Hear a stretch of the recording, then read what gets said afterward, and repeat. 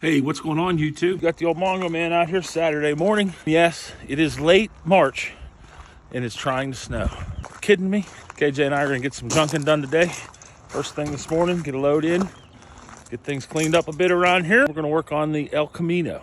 KJ's already sorting out some scrap, stuff loaded in the truck. Let's get some more stuff loaded.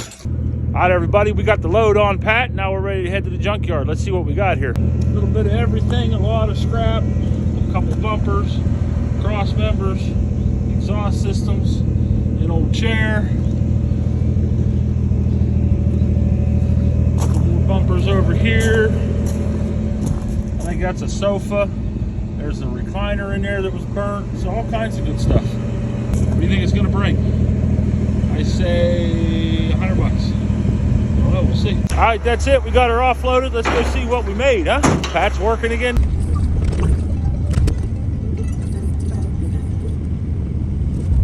So scrapping has long been a point of income for me. The old man taught me how to scrap probably back 14, 15 years old. We were scrapping, actually even younger than that, tearing apart the old aluminum lawn chairs, taking them in for scrap money, you know, aluminum cans, things of that nature. Big time once I got my own truck, and now passing this on to Kenny. He takes lots of loose stuff in trucks. After we're done cleaning trucks up and stuff, he'll take them in. It's just a good way to, I don't want to say we're being green, but essentially we are. You know, a lot of the things that we end up bringing here would normally have been put into a landfill or something along those lines. So it's a good thing to do for the environment, even though we're not doing it for that reason. We're doing it simply because it's another source of income for gas money and keep things moving like that.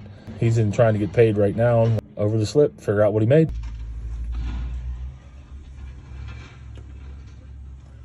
Here comes Kenny. Count that money, boy. 141. So here's our slip from today. Shredder feed. Looks like we had 1,280 pounds. That guy is? So $11 a hundred makes $140.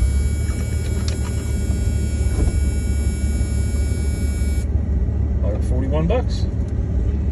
All right, pretty decent day for a couple hours of work and just cleaning up around the house, really.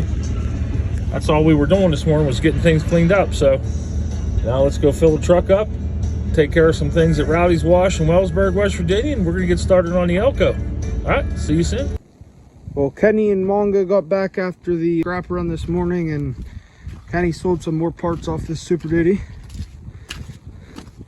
There is now no release springs on it. Just cut the brackets off because you couldn't unbolt them, they were just junk. The front bolts came right out. And while he was down here, somebody wants the rear axle too, so it's already ready to pull. I just gotta pull it. And while I was down here, I played with the Bronco a little bit. It used to sit here. It never had a tire on it. You can see that's where it sat.